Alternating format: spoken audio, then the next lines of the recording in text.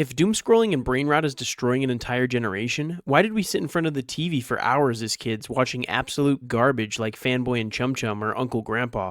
We were getting the exact same brainrot and we loved it. Fanboy and Chumchum was awful, but an oddly satisfying show that I watched as a child. I enjoyed it, and I can't really tell you why. It was a show with no real plot or purpose. And its creator, Eric Robles, created the series and served as its executive producer. He is a self-taught animator and artist who began his career in 1995 at the age of 19. And before Fanboy and Chumchum even existed, he worked at studios and networks like DreamWorks, Cartoon Network, Disney, and Nickelodeon. He worked on some familiar projects as well, like Madagascar and Prince of Egypt. But Fanboy and Chumchum is the show he's most known for. It originated from a short film simply titled Fanboy, which Robles created for Frederator Studios' Random Cartoons anthology. And it aired around 2008 to 2009. And Fred Siebert, who is a prominent American TV producer, reached out after hearing about Robles' work, which Robles initially turned down pitching until he had something special he thought was worth using. He then developed the idea of two kids in superhero outfits hanging out at a convenience store, inspired by his own childhood as a latchkey kid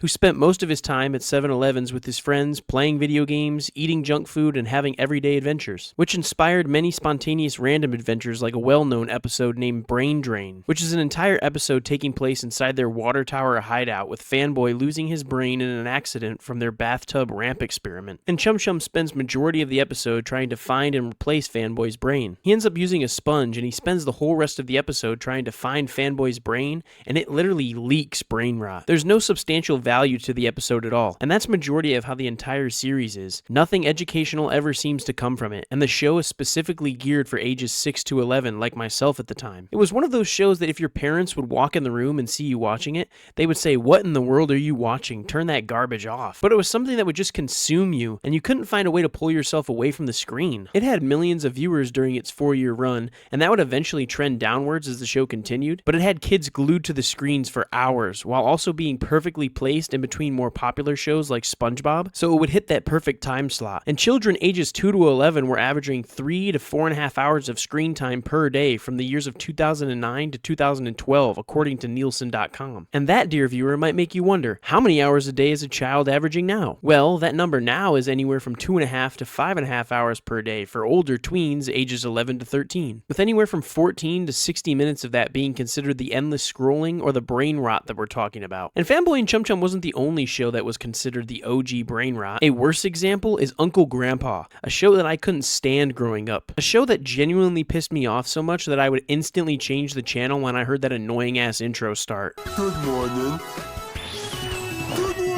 And it was created by Peter Brongart, who was born and raised in Sag Harbor, New York. He grew up the youngest of 8 siblings in a creative household. His older brothers made Super 8 horror movies, which sparked his early interest in filmmaking, acting, and drawing. He started creating animated films at the age of 7, building his own light table with the help from his dad and brother. He was the animator, storyboard artist, writer, producer, director, voice actor, and creator of the Cartoon Network series. It was another show that seems to not contribute anything meaningful to the viewer, but the so-called purpose of the show was to deliver lighthearted, absurd humor and life lessons through over-the-top comedy, and it emphasizes positivity, creativity, and embracing weirdness. It was aimed primarily at kids, but with plenty of appeal for older viewers who enjoy silly, non-secular style cartoons. Episodes would typically show a child facing a challenge, and Uncle Grandpa showing up to quote-unquote help, and everyone apparently learning something fun by the end, which never seemed to be the case for me as a kid. I couldn't stand the show. Uncle Grandpa was a series that genuinely irritated me as a child, and I haven't met anybody, not a single person, that liked Uncle Grandpa growing up. Not one person has said to me, "Yes, I loved that show growing up. Uncle Grandpa was peak." Said literally no one ever. If you disliked Uncle Grandpa growing up like me, hit that subscribe button. But besides not knowing anyone who genuinely enjoyed the show,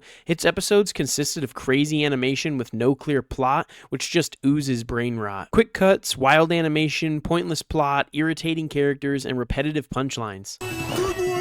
No change, no substance, just pure annoyance is all I ever got from Uncle Grandpa. And for some reason, the show ran for 3 years with over 150 episodes and had an average viewership of 1 to 2 million per episode. Right.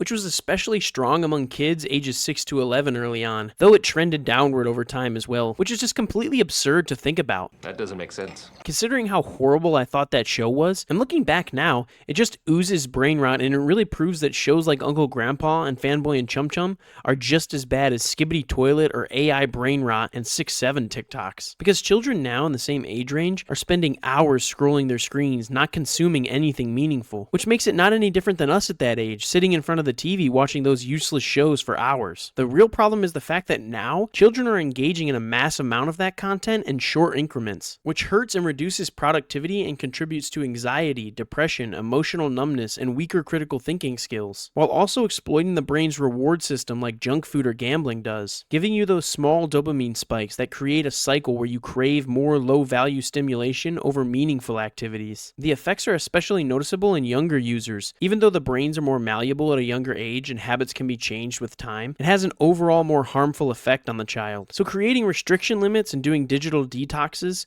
while also replacing scrolling with reading and maybe some exercise or real-world hobbies, is very helpful. And it's not a clinical diagnosis, but research heavily links short-form video use to measurable impacts on focus and well-being, which has heavily impacted attention spans. Some viewers won't even make it this far in the video, so if you did, great work. Your attention span is longer than most, and thanks for watching. So that takes us back to our main point. While yes, brain rot cartoons like Fanboy and Chumchum or Uncle Grandpa didn't really contribute any educational value to us, other than maybe a small reaction, maybe getting us to give a little giggle or a smile at a gag during an episode, I don't think it contributed to the amount of damage to our attention spans like doom scrolling, consuming short-form worthless content does, even if it was a longer form of worthless content. But what do you think? Is this new generation of doom scrollers worse off than we were? And how bad do you think brain rot cartoons like those hurt our minds? Let me know down in the comments below. And as always, thanks for watching. Don't forget to like, subscribe, and I'll see you in the next one.